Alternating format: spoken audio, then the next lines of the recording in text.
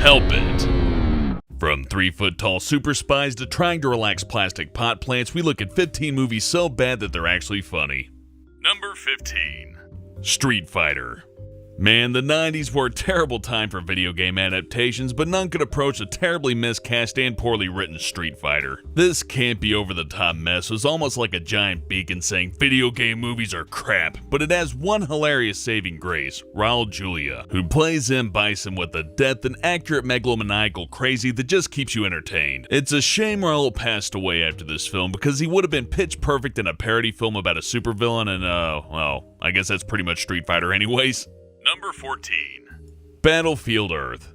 Slammed by critics and flopping at the box office, audiences misunderstood the comic genius of John Travolta's brain. This disaster of an adaptation will melt your brain with stupid if you treat it seriously, but take it as a comedy and there's some gold in there, mainly coming from the over-the-top and really insane performance that Travolta puts in as the evil alien overlord Turl. Is this how he thinks extraterrestrial life would behave? Did the director watch this performance and say, "That's it, Johnny, be more camp, you'll get an Oscar for this"? Either way, it's goddamn hilarious. Number 13. Showgirls. Oh yeah, here comes that sweet 90s erotic train wreck about strippers and Kyle MacLachlan's blank stare. The film tries to be in your face with its depiction of Las Vegas sexual sleaze, but it gets to the point of self-parody where all the talk of tits, cum, and age starts to become less cringeworthy and more laugh-out-loud absurd. Plus, the film is about as erotic as a box of hair. No, not even pubic hair. So remember, when you go out to have sleazy sex, Showgirls has one precious line of advice for you to stick to. Man, everybody got AIDS and shit.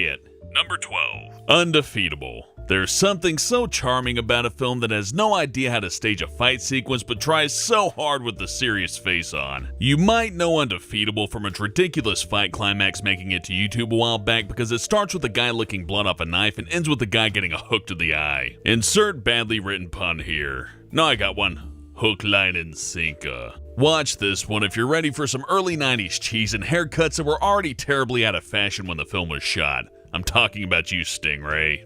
Number 11. For your height only. Okay, so what happens if you take a country where low-budget action films are being made, throw in James Bond, and height challenge star Wang Wang? Well, turns out you get the greatest film where a 3-foot-tall man flies a jetpack into a compound to kill as many bad guys as Rambo. Borrowing the same camp tone from Roger Moore's Bond movies, this film's over the top and hilarious. Wang Wang is the baddest mofo in the Philippines as he kicks every evildoer he can find. Man, it must be humiliating for them with the fact that they were beaten by a guy who's only as tall as their knee. Number 10. The Happening. Absurd plot? Check. Totally miscast actors? Check. One-trick pony of a director? Check. Accidentally making the best comedy of the year? You betcha. Plants are making people commit suicide, and M. Night Shyamalan has no clue how to make that scary, and that's what gives us the comedy gold here. Mark Wahlberg has no idea what he's doing and tries his best to sell scenes where he talks to fake plants, but dear God, there's nothing in this film that's even remotely scary. But as with all films on this list, it passes the point of this sucks and into holy shit, I just peed myself with laughter. What a twist! Shyamalan, you've done it again. Number 9. Troll 2. If you love Troll 1, then you'll be very confused about this sequel that is in no way about trolls and is actually about goblins. So why make a sequel to a film that is clearly not meant to have any connection to? Well, to give us some of the most hilarious wooden acting of all time and be an absolute nilbog of a film. In all honesty, Troll 2 should be on a list of sequels better than the original because unlike the first film, Troll 2 is actually entertaining. The only thing interesting about the first film is a kid named Harry Potter. Number 8. Miami Connection.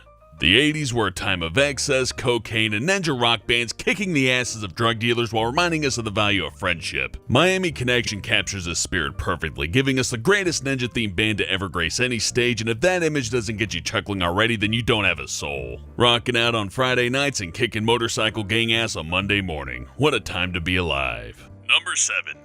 The Rollerblade 7.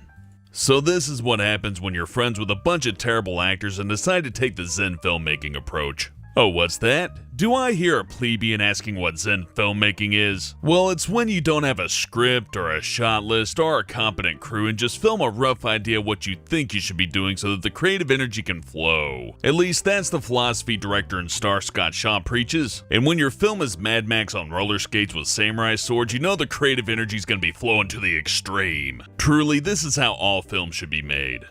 Number 6. Ben and Arthur. Ever had that friend who thought they were really talented because they were the lead in a 4th grade play but they were actually shit? Imagine if that kid made a movie. This film attempts to tackle issues around gay marriage, Christianity, coming out to your wife, and magical anti-gay potions, but ends up being god-awful. At one point in the film they're at a church. It's just some guy's office with a cardboard cutout of a cross that's been colored in with a pencil. This is pretty much the homosexual version of The Room. For the one person out there who doesn't know what that is, don't worry, we'll be getting to that very soon. Number 5. Samurai Cop. Didn't get your fill of martial arts hilarity from the Miami Connection? Then this is the perfect dessert. Set on the opposite coast, Samurai Cop is exactly that. A samurai-trained police officer here to take down the Katana Gang and get sexually rejected nurses all in the space of 96 glorious terrible minutes. Over-the-top violence, awkward line reading, and Robert Zadar's jaw make this the most perfect film about a white guy who thinks he's a samurai ever made. Number 4.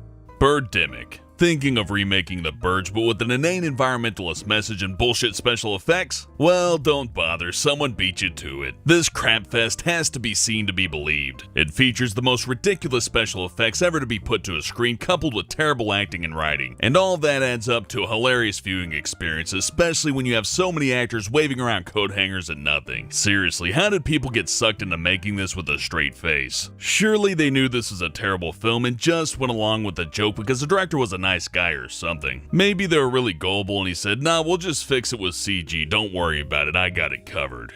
Number 3. Plan 9 from Outer Space.